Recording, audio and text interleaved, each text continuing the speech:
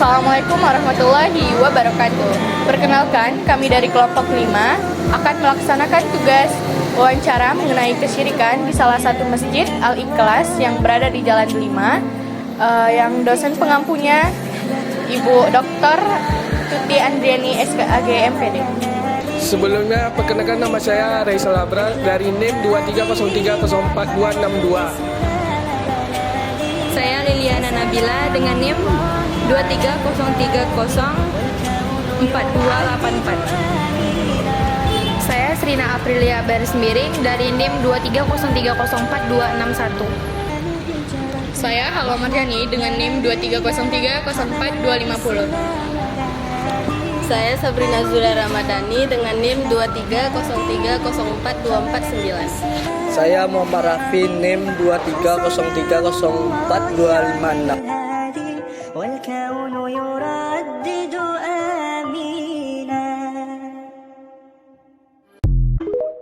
Assalamualaikum warahmatullahi wabarakatuh. Pada kali ini kita akan mewawancarai salah satu ustadz yang berada di Masjid Al-Ikhlas yang beralamat di Jalan 5. Pada ustadz, boleh perkenalkan diri?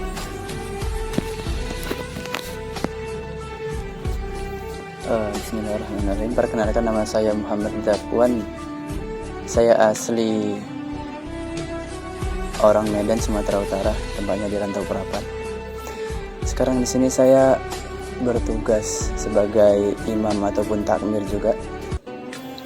Jadi tugas saya di sini menggantikan imam jika imam aslinya tidak ada dan menjaga waktu sholat 5 waktu di sini karena lagi libur juga.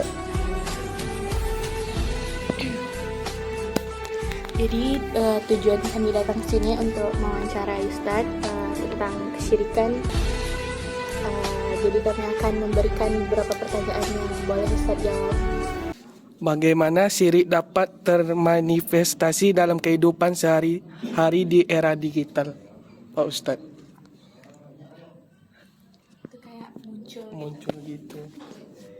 Nah, jadi beberapa faktor ataupun beberapa penyebab munculnya kesyirikan kepada setiap orang dari kita. Munculnya syirik itu artinya apa? Syirik itu kita mempercayai bahwa ada Tuhan selain dari Allah Subhanahu wa taala, ada kekuatan yang melebihi kekuatannya Allah Subhanahu wa taala.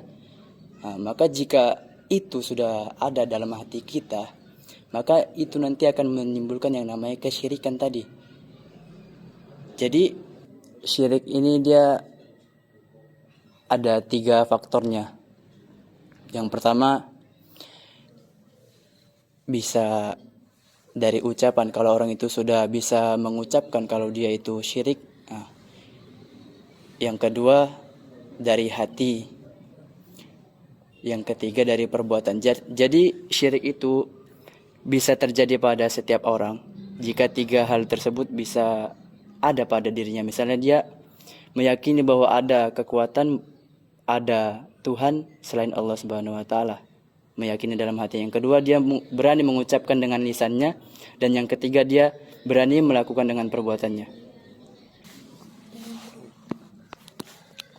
Pertanyaan kedua, apa saja bentuk-bentuk syirik yang mungkin muncul dalam penggunaan teknologi modern? Masalah syirik ini banyak juga ulama berpendapat, gak hanya satu pendapat aja. Jadi kalau ada ulama, bukan maksud ada ulama. Jadi ada ulama yang berpendapat kalau kita itu udah kemana-mana itu bergantung kepada yang namanya handphone, yang sering kita pakai tiap hari, tiap saat. Bahkan ketika kita bangun tidur, apa yang kita ingat? Handphone tadi. Kita mau tidur, apa yang kita ingat? Handphone tadi.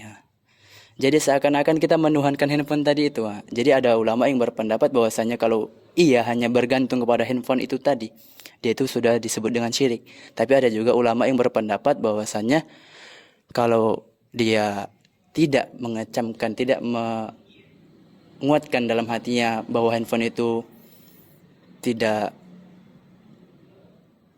maksudnya kalau dia tetap berkeyakinan bahwa Allah itu Tuhannya dan dia hanya main handphone itu hanya sekedar aja, nah itu belum dihitung syirik. Tapi kalau dia bergantung dia hanya terfokus kepada handphone, bahkan dia tidak menganggap lagi bahwasannya Allah itu ada gitu. Bisa saja dia keluar dari Islam atau syirik itu tadi. Karena dosa yang tidak bisa Allah ampuni cuma satu, syirik itu tadi. Mungkin itu aja. Bagaimana pandangan Islam terhadap perilaku syirik yang mungkin terjadi dalam dunia media sosial? Bismillah. Jadi pandangan Islam mengenai syirik di era digital atau di era modern sekarang, di media sosial tadi. Iya, media sosial. Pandangan Islam. Mungkin cara Gimana menggunakan contohnya? media sosial gitu. Oh, gitu. Iya. Kan syirik juga. Iya. Di Instagram kan ada kan? Oh, oke. Jadi pandangan Islam mengenai syirik tadi yang ada media sosial. Kayak sepertinya tadi yakin terhadap zodiak tadi gitu ya. Tetap saja yang namanya syirik itu perbuatan yang haram. Jadi mau dia itu berkeyakinan sama yang namanya zodiak, dia berkeyakinan sama hal yang misalnya kalau zodiaknya Libra ataupun zodiaknya Scorpio misalnya, itu kan dia berkeyakinan bahwasannya misalnya zodiaknya Libra, kalau orangnya itu zodiaknya Libra, orang itu bakalan sukses ke depannya, ya enggak juga, karena yang namanya sukses rezeki itu kan udah ada yang ngatur. Jadi tetap saja itu ya tetap perbuatan yang haram juga kalau kita yakin terhadap hal yang seperti itu gitu. Tapi lain halnya kalau kita tabaruk sama ulama misalnya, tabaruk sama ayat-ayat Al-Quran. Kan ada ayat Al-Quran yang dalam hadis tuh jika orang itu membaca surah Al-Waqiah di malam hari, setiap malam istiqomah dia baca surah Al-Waqiah, maka dia akan terhindar yang namanya dari kefakiran. Intinya apa? Kalau dia tabaruk dari hadis itu tadi, dia nggak akan dihitung syirik karena dia tabaruk itu mengharap keberkahan gitu tadi. Sama lain halnya sama kita percaya sama zodiak yang nggak jelas itu tadi gitu. Yang selanjutnya, bagaimana cara mencegah syirik dalam kehidupan sehari-hari di zaman modern? Cara kita, setiap umat Islam sekarang ini agar terhindar dari yang namanya syirik, agar terhindar dari yang namanya menuhankan selain Allah, itu salah satunya sih kita tetap berkeyakinan, apalagi di era yang sekarang ini, di era yang hambur-hamburan, kita nggak tahu kayak mana orang sekarang hanya berfokus pada digital, handphone. Dikit-dikit ada berita hoax dari handphone gitu kan. Ya, kita tetap yakin bahwasannya Allah Subhanahu wa taala itu Tuhan kita, Nabi Muhammad itu nabi kita. Jadi nggak ada itu yang istilahnya kita yakin orang selain dari Islam itu bakalan sukses. Ya mungkin nampaknya di dunia gitu kan, tapi kan seperti lafaz Ar-Rahmanir Rahim. Ar-Rahman itu kasih sayang Allah, rasa sayang Allah ditujukan kepada setiap makhluk Allah. Tapi kalau Ar-Rahimi itu kasih sayang Allah yang hanya ditujukan kepada umat-umat Islam, orang-orang yang beriman nanti ketika di akhirat. Jadi cara-cara kita itu agar kita itu terhindar dari syirik itu tadi, kita harus tetap yakin, kita harus tetap kuatkan amal kita, amal kebaikan. Kita harus tetap jaga istiqomah kita dalam beramal agar kita terjauh, agar kita terhindarkan dari yang namanya syirik itu tadi. Karena kalau orang itu sudah mati dalam keadaan syirik, maka dia akan masuk neraka tanpa hisab. Nggak ada lagi dia dipertanya-tanyakan, nggak ada lagi dia dihisab, masuk ke mizan, masuk ke syirat, masuk ke mahsyar, nggak ada lagi, langsung gitu wafat langsung masuk ke neraka.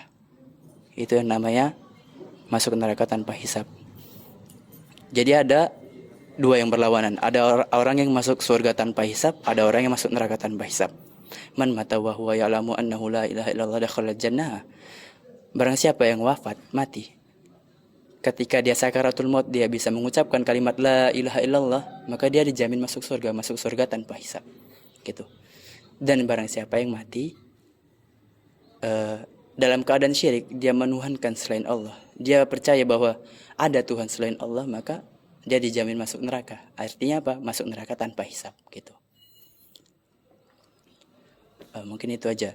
Dan caranya itu tadi, kita tetap kuatkan amal kita di era yang sekarang ini, di era digital, walaupun zaman sudah berubah tapi iman dan amal kita tidak berubah karena ajaran sudah ada dari zaman Nabi Muhammad SAW.